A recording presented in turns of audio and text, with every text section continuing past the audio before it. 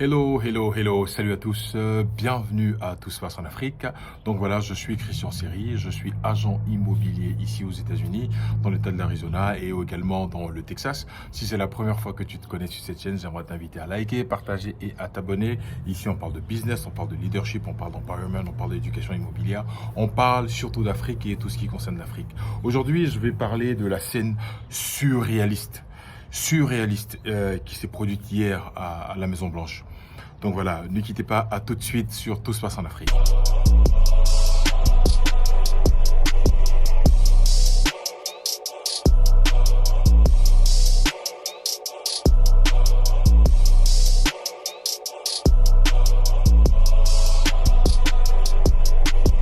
Salut à tous, j'espère que vous allez bien. Christian Seri, je suis agent immobilier ici aux États-Unis.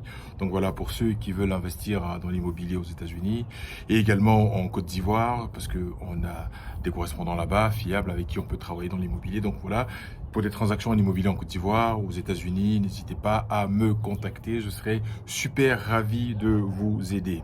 Donc voilà, la vidéo du jour, c'est vraiment cette scène surréaliste là qui s'est produite hier. Entre le président Trump et le président d'Afrique du Sud, Cyril Ramaphosa.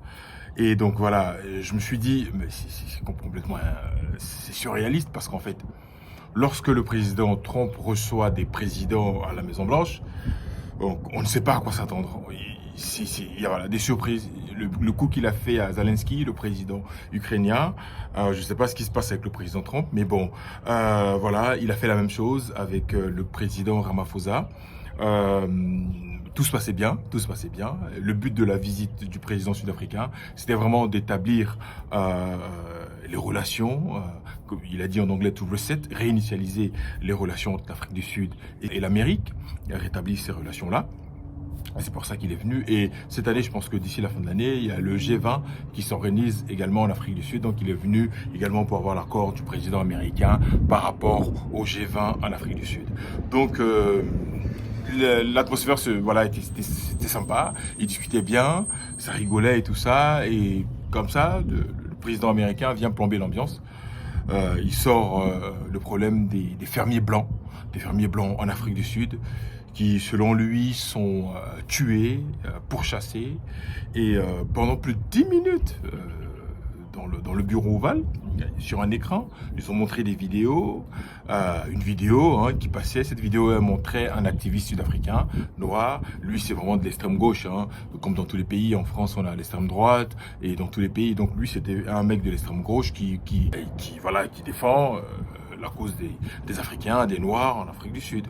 Et donc c'est cette vidéo-là de ce monsieur qui parlait de reposséder les terres que les Blancs, entre guillemets, ont spoliées aux Sud-Africains sur le territoire. Et donc voilà, ce moment-là a cristallisé vraiment, voilà, et ils sont partis comme ça. Le président, dans sa diatribe, il est parti, il a accusé le président sud-africain, voilà, que son gouvernement autorise et laisse faire. Entre-temps, l'Afrique du Sud, même pas ça, entre-temps, les États-Unis ont ouvert un nouveau programme là, pour permettre aux Sud-Africains fermiers blancs qui sont pourchassés, d'après eux, tués et volés, dépossédés de leurs terres, leur a permis par un programme d'immigration de venir immigrer aux États-Unis. Et donc on leur permet de faire cela. Ça m'a fait sourire parce que je me suis dit, pendant l'apartheid, au moment où c'était chaud, est-ce que les Américains, une seule fois dans leur programme, ont fait un programme pour pouvoir sauver les Noirs qui étaient pourchassés et tués en Afrique du Sud? Je ne pense pas. Et voilà. Et pour les Blancs, il le fait. Il le fait. Donc allez-y. Voilà. Il n'y a pas d'explication de texte à faire. Vous avez bien compris. Et j'ai bien apprécié surtout la réaction du président sud-africain parce qu'il n'a pas réagi comme le président ukrainien, puisque partir, j'allais dire, réponds sur réponse, je réponds, tu dis un mot, je réponds. Et j'ai apprécié la réaction du président sud-africain. Il est resté très calme. Et au moment où Trump parlait, il le sait complètement parler. Allez-y revoir la vidéo. C'est vraiment, j'ai apprécié son calme. Il est resté d'un calme vraiment olympien, et même avec le sourire. Il a laissé Trump parler. Et il lui a dit, voilà, en Afrique du Sud, les gens sont autorisés à manifester, à parler. C'est des choses qui existent dans nos lois. Toute personne, voilà, est autorisée à donner son point de vue, la libre, on va dire la liberté d'expression.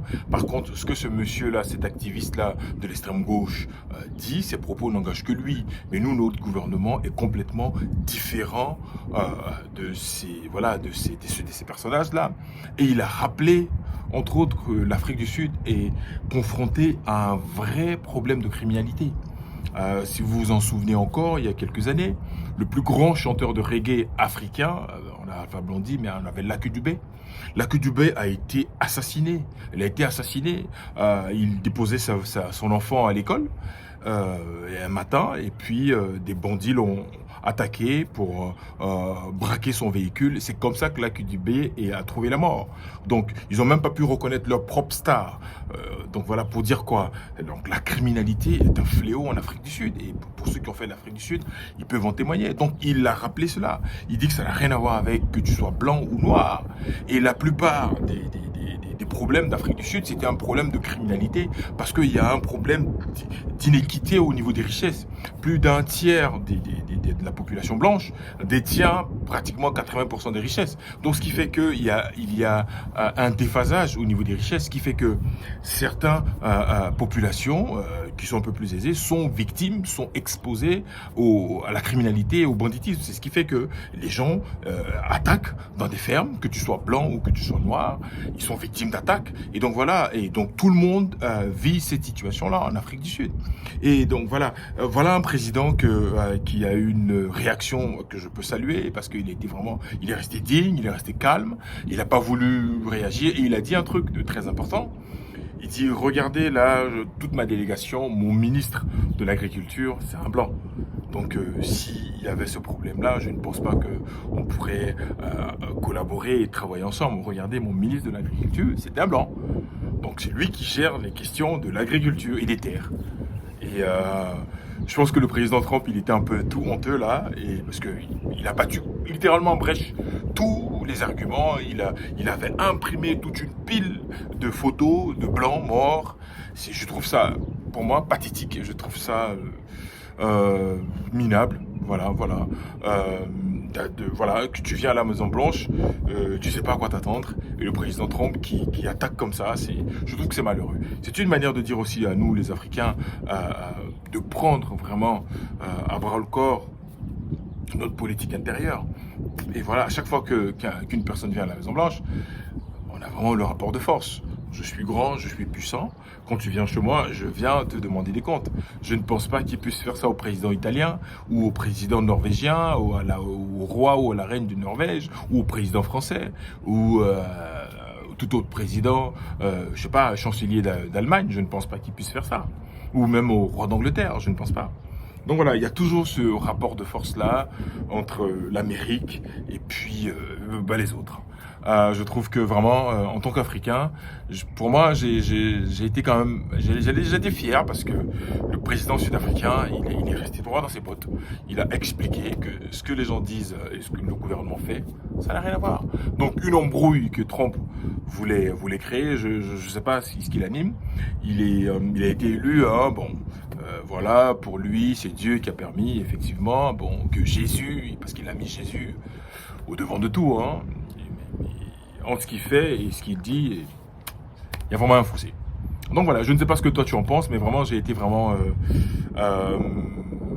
agréablement surpris par la réponse du président sud-africain qu'on peut encore saluer. Et puis c'est comme ça que voilà, en tant qu'Africain, on se défend, on a notre mot à dire dans le concert des nations parce que l'Afrique du Sud, c'est pas un petit pays quand même. L'Afrique du Sud n'est pas un petit pays. Économiquement, l'Afrique du Sud pèse lourd en Afrique et même dans le monde.